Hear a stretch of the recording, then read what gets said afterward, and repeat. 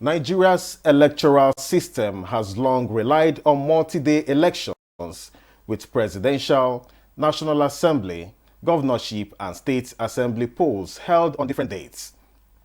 However, growing calls for a one-day general election where all major elections are held simultaneously is the subject of our discussion today.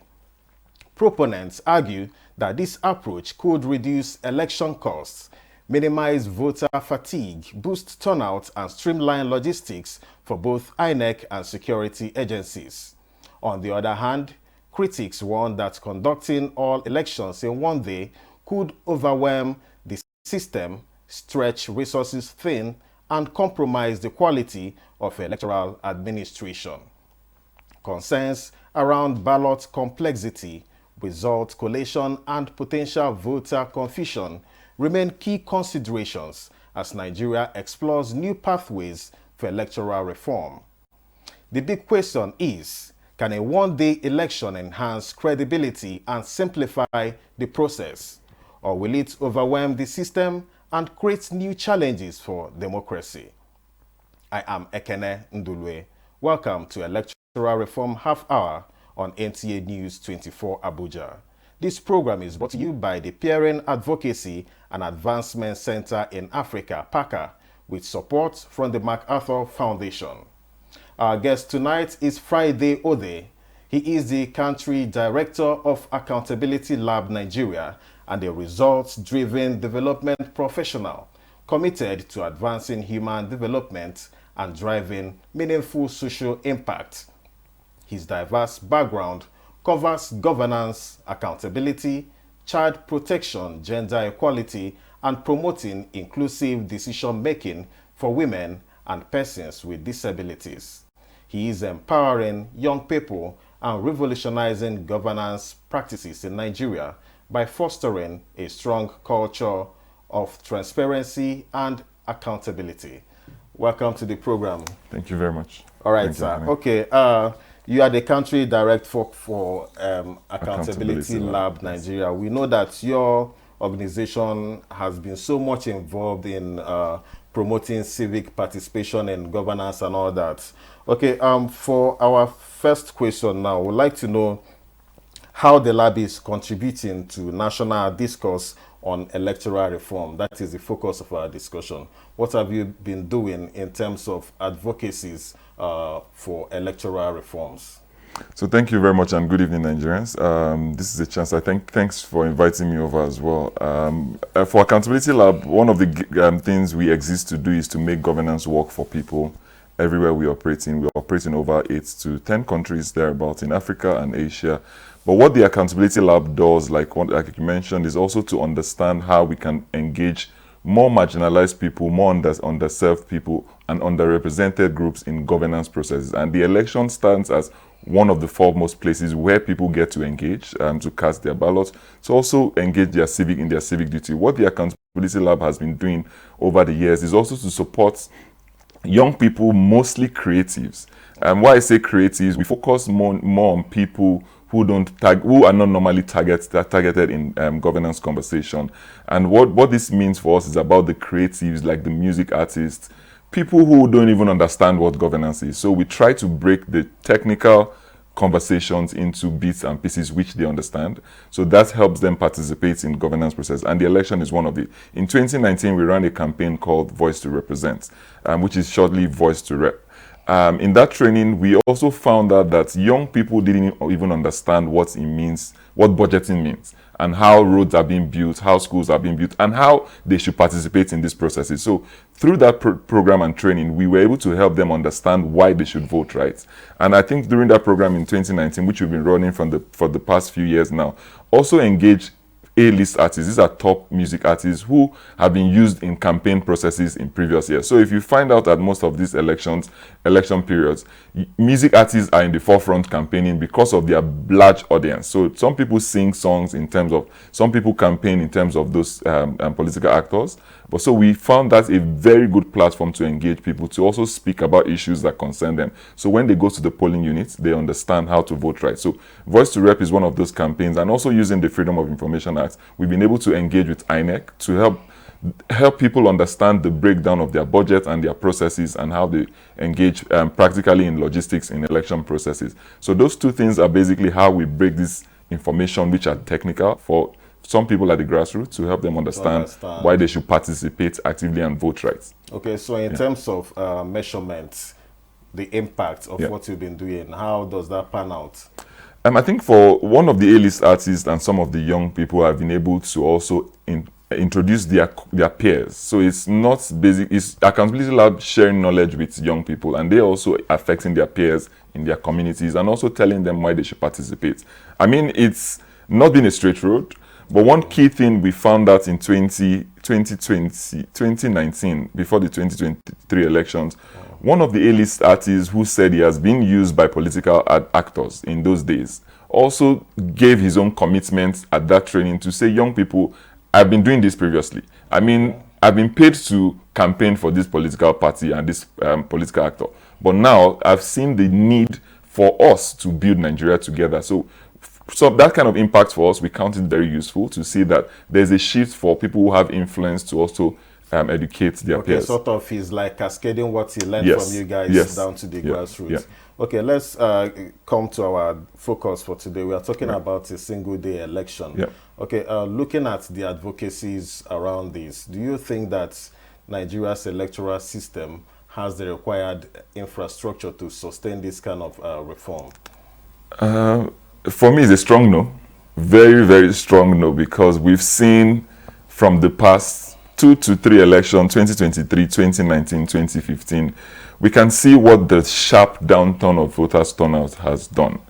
Looking at what that means is also the logistics which has been imputed by INEC to conduct these elections, and as well as the budget.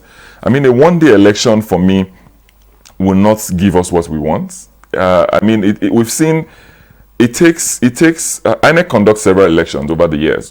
It takes INEC 1 full year to plan for an election. But again, you still see those lapses in logistics, delivery of election materials on the day where election is supposed. Some communities don't even get, some villages don't even get the election material. So if you do that on a one day, but for all presidential, National Assembly, States House of Assembly, name it. I mean, it's going to be a tough one on INEC, but again, for me, I still believe it's something we can fix. But at this point in time, I don't believe INEC has the infrastructure, the logistical power to ensure that one day election holds. Okay, because I know some of the proponents of a single-day election believe that it will cut down the costs of conducting elections in Nigeria, and will also there will be an improvement on voter turnout if elections are held on a particular day. I don't know your thoughts on that. If elections are held on a particular day, on a single day, I think it's still a tough one on INEC. So I'll give you an instance of how much INEC spent on ICT in 2023 election. Talking about BVAS, IREV and all that. I think it's over 100 billion. I can't remember exact figures for that. But basically, what that transpired into is that we have spent money. In a one-day election, it might certainly cut down costs because you are conducting all of these elections in one day. But the other part of it is some of the budgets for logistics will hike some other budget lines. Take, for instance, the IREV. In places where you have to do this, I mean, you will have to do more of IREV or BVAS if that's the case for 2027 election. The second thing is also talking about the transport costs. As well as the logistics when it involves security agencies. Nigeria has over 305,000 security agents. Talking about police who have addressed election or attend to election. You can see also what the challenge will be for that in terms of their logistics and in terms of moving ballot boxes and the transport costs. So for me, I think it's still a tough one in as much as it will cut costs. Some other costs will be shot up in those preparation coming in 2027. Okay, you've observed elections in Nigeria over the years, 2019, like you mentioned, 2023, and another election is coming soon in Nigeria. So I don't know, what would you like to see INEC do differently to ensure more credibility, that election is judged to be free and fair? So again, INEC has to be prepared. For me, I look at this strongly that INEC, I think INEC has been engaging with various stakeholders. But again, for 2027, to understand that the basics needs to be fixed. Why do people get disenfranchised from election? Those basics, elections are conducted because of people. So you have to go to meet people where they are. So INEC needs to prepare to get to meet people where they are.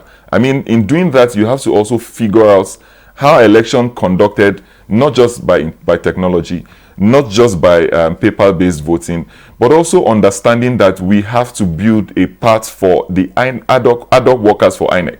We need to expand that space to ensure ad hoc workers can also vote. We need to expand the space that also security agencies can also vote. Because during election days, we've also seen from the past that these people are also instrumental to our election. But again, they get disconnected from the fact that they need to select the people who are ruling them. So INEC needs to make that preparation in place of what will happen for 2027. For me, I think that's what Okay, you just mentioned about INEC meeting people where they are. Yeah. That brings me to the issue of voter education. Yeah. What is required actually to see that there's an improvement in voter education and mobilization of people at the grassroots? Again, good question. I've thought about this in previous years, personally and professionally, given my organization's work again. INEC needs to improve their creativity. I know they did a lot of that in last year's election with the continuous voters registration, trying to create jingles and social media awareness around these issues, even in local languages. But again, that goes to say that the trust, I think, is not just fixing those tangible things, but also fixing the trust between the people and INEC.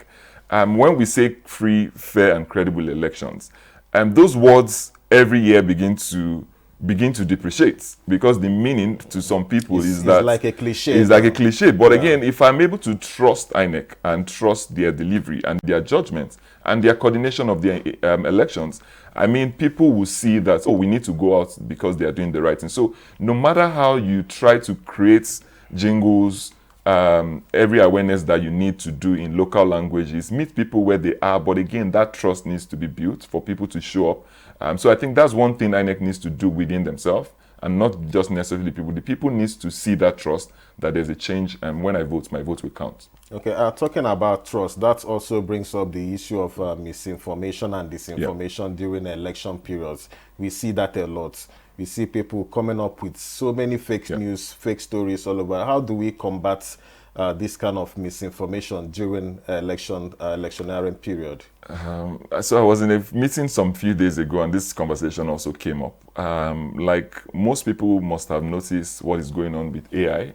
Yes. But congratulations to INEC again. They now have a department that works on AI as well. But we are hopeful to see what comes out of that process. Last week or last 2 weeks thereabout, I saw a video on social media which also expresses the deep concerns around AI and elections and deep fakes that are going around. We've seen in previous years electoral violence videos running around from many years ago, which not even from Nigeria, which are put out. Countries, they're put out on social media, and again, young people most especially get, which is bulk of our over 60% of our population are young people. They see these things online, and that shapes their belief system, right? So those kind of information, if they are not at most balanced or managed, as the case may be, it might it might influence our elections. In 2023, we saw all of those videos and also shaped people's decisions, which sometimes we say this might not come from INEC, but it comes from other political parties and influential people who are trying to just destabilize the process. But again, for INEC and this process and Nigerians, we need to find ways to also combat misinformation, disinformation through fact-checking, and ensuring that not just leave this to the journalists or leave this to INEC, but it's all our business. It's all in our hands to also combat. If you see, like one of those cliches would say, if you see something, say something. Yeah. So if you see a fake news or if you see something randomly that doesn't meet up the standard, Also do your own due diligence before you share it on WhatsApp, because once we see all of this information, people begin to forward them on different WhatsApp group or post them on internet. I'll have to cut in there. Yeah. We need to take a very short break now. Sure. I've been speaking with Friday Odeh, Country Director, Accountability Lab, Nigeria. The discussion continues after this short break. Stay with us.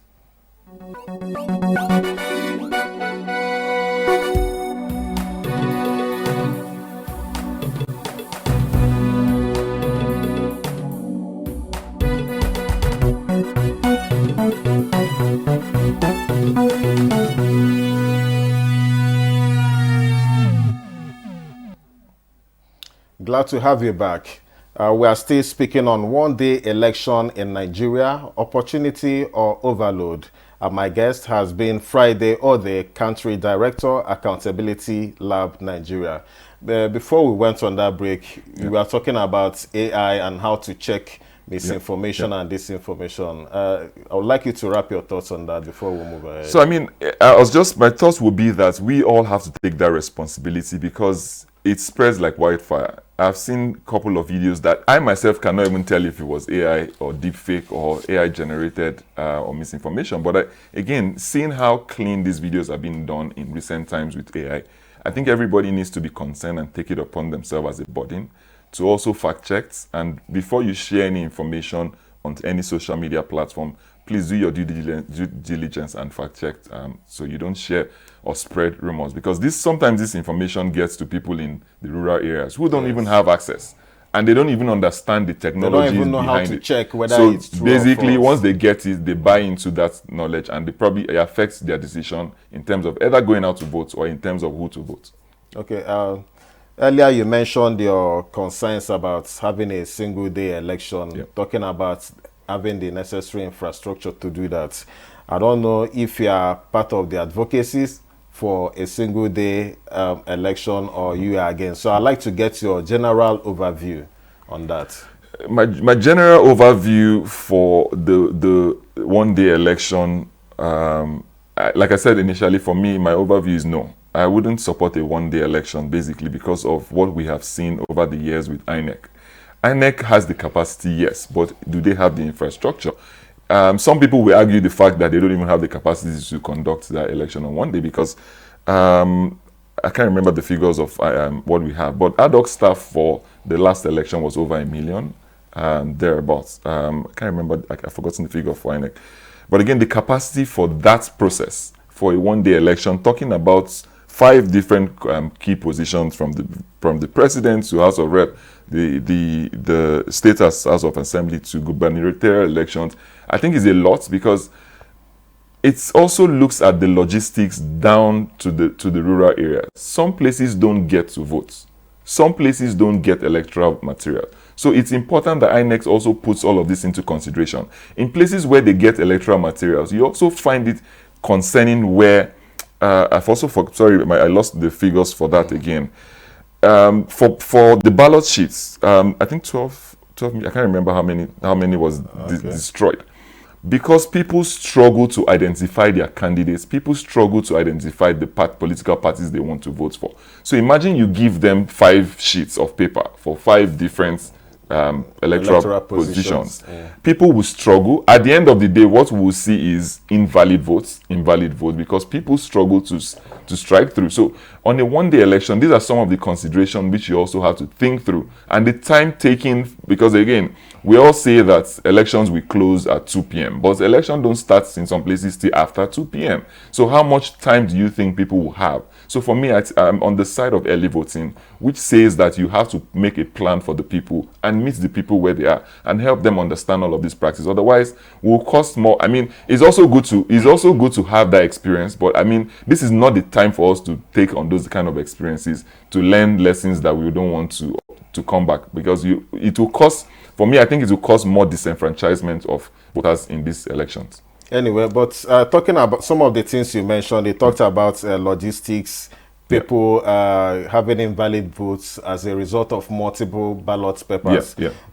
This is where the issue of voter sensitization comes in. And on that of logistics, I think it's just a matter of having like 5 ballot boxes. It's just the same thing. You still use the same number of ad hoc staff. you still use the same number of security.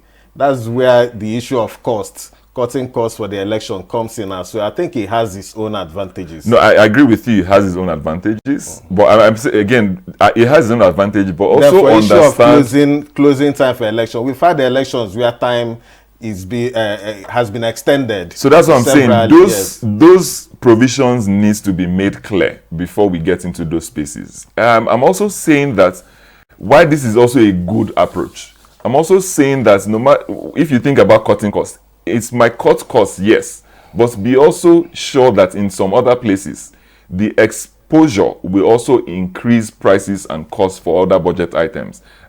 For instance, technology won't be one of those things, because for you to conduct that kind of election, you're also thinking about printing more ballot boxes on that day of election. Previously, you would have done that on separate days, but again, if you collate that, you save cost on staff. No, but I mean, you will save. You save cost on staff. But if anyway, we don't have much time. Yeah. I'd like you to talk about early voting. Yeah. You know, there's this clamor from some civil societies, some political interest groups about allowing security agencies, journalists, and some other persons that will be on duty on election days to cast their votes before that day. What do you think about that? So I think strongly that's the good way to go, because again, like I started, one of the things I said was about the sharp drop in voters turnout, which we have seen across the last 3 years of voting. If you look at different states, different elections, that is clear, like very clear. But again, you also have the security agencies, you have journalists, you also have INEC ad hoc staff, mostly NYSC people who are coppers who are being used. But again, these people don't even cast their vote. They are disenfranchised because they're on duty on then you day. Look at what we have in Nigeria. Nigeria has population size says over 220 million at the moment. Look at what we've had in the last election. Less than how many million? Then if you have more people who have a chance to vote, to cast their ballots, meaning from this group of people who are already disenfranchised, then we can see maybe an increase in elections and also good preparation. So for me, early voting will also serve some good purpose to ensure these people also have their voice and their say in governance processes through elections. Thank you very much. Thank you very much. Time is no longer on our side, and this is where we draw the curtain on this episode of Electoral Reform Half Hour. And we wish to specially thank you, Mr. Friday Odeh, for your time and contributions on the program. It was a pleasure having you. Thank you very much. Electoral Reform Half Hour is brought to you by the PRN Advocacy and Advancement Center in Africa, PAACA, with sponsorship from MacArthur Foundation. We are live every Saturday from 8:30 p.m. to 9 p.m. with a repeat broadcast every Sunday at 2:30 p.m. on same station. Thank you for watching. I am Ekene Ndulue.